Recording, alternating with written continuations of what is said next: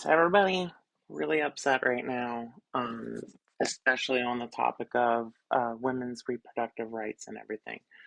Um, I want to speak on that for just a few moments. Um, and I just want to go over a few things because I really understand fear. I have a pretty bad panic disorder.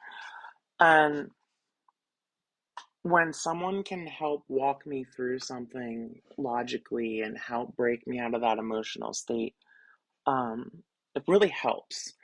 And I want to talk about some of these things because there's been a lot of fear mongering. Um, and I just want to go through a few things. Please hang with me. I'm gonna be kind of jumping around a little bit, but I promise there's a point to all this at the end. First thing that I want to do is just talk about the typical pattern that we see um, on the Republican presidential campaign. Typically, the presidential candidate will try to dodge around the whole entire Schmishmortian topic. However, and also a lot of times on LGBTQ stuff and all those other things. Meanwhile, the vice president goes on a platform of restoring religious freedom and all these things. All these things are lies. There's a reason why nothing ever happens and nothing ever changes. There's a reason why Mike Pence, even though he promised to restore religious freedoms, didn't do anything other than get like a fly landed on his head. Why is that? Why are these people who keep saying they'll do things not doing things? Now, I want you to think for a moment, when actually did Roe versus Wade get overturned? In 2022. That Papa Joe was in power. And we had 2 more years, 2 years where if the president could do something, and this isn't a blue or red thing, it's if the president could do something, it would have been done. And where I'm going with this is Trump's claim that he ended abortion is a lie. Any presidential claim that they can do something to restore that situation is a lie. Apparently, there is some 1873 weird obscurity thing, and I'm just telling you that's come on, please. It's not that's not going to be used. Trump even said that he doesn't want to do that.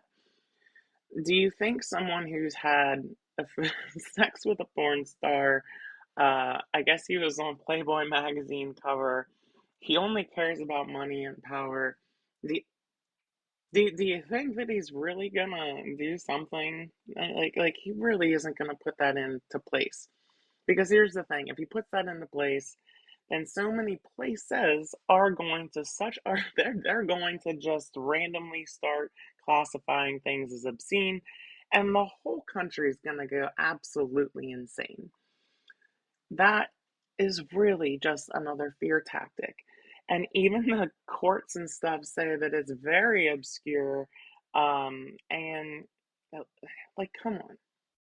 So now we're back at if the president can't do anything, then what are you talking about? To change the only thing that a president could do to change everything would be to appoint new justices. One of those justices would need to bring to the table the point again or make a new point, a new case. I don't know. I'm not a legal expert. But ultimately, there would need to be a reevaluation by the Supreme Court. Now, Trump's claim to helping that was that he would appoint justices. Okay, I want y'all to think for a hot second. In the way that we understand how the world runs, do you really think that Trump picked the nominees, or do you think they said, here are the people we want you to pick? I don't think that he knew anything about Kavanaugh. I don't think he knew anything about Amy. It just they just said, here's our candidates. say these things about them. It the when Scalita passed, Mitch McConnell in the Senate blocked the approval for nominating who Obama put up, the Senate. When Ginsburg passed or whatever, and Bennett was appointed, I think she was the second one. Again, McConnell passed the thing. If both the situations were McConnell, look at droopy dogs. So where am I going with all this? Any president that's saying they can change anything with abortion is lying to you. They're they're lying to you. Kamala couldn't have done anything either. The Congress is not able to be passed. No, like we haven't had, Blue hasn't had full control of it. They didn't have the Senate. As it stands now, we've lost 3 seats and they've gained 3 seats. However, not all states are reporting, and one, two, three, uh, four look as though they, well, no, three look as though they will turn blue. Um, Nevada is zero point 0.1 off, and they still haven't counted. They're only 84. PA will probably go red. Um, Arizona, most likely blue. It seems as though, like, everybody is assuming it is the end, and everybody is assuming that Trump being in office means that women's reproductive rights are over. And everybody is losing focus that the president doesn't control these things. You need to win the Congress, you need to win the Senate. The votes that the battles that matter are those ones. Make sure you're voting in your local Congress races, like your local representation. I don't know, all the things. But please stop getting all your information from TikTok. Please stop getting all your information from social media. Please spend some time looking into how our civics system works.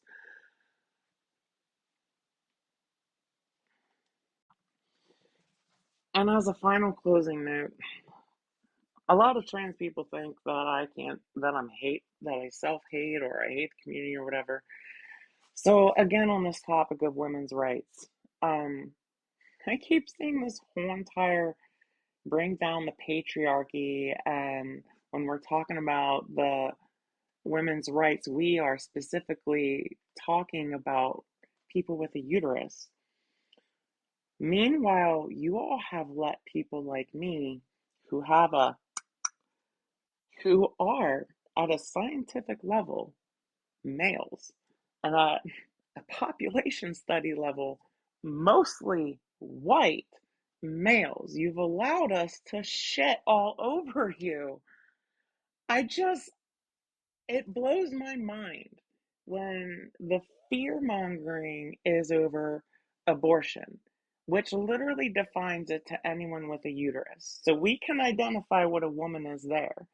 But when we're smashing the control machine, we're smashing the patriarchy. Trans women are women, and I get to shit all over your rights. Like, do you not understand how messed up that is?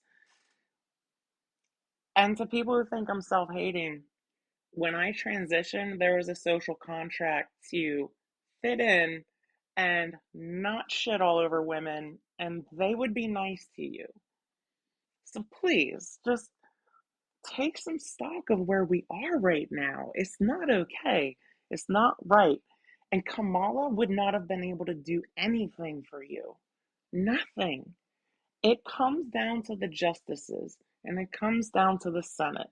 And unfortunately, Mitch McConnell screwed the Democrats both times. And that's why we have a Republican led Supreme Court, whatever the thingamajiggy you want to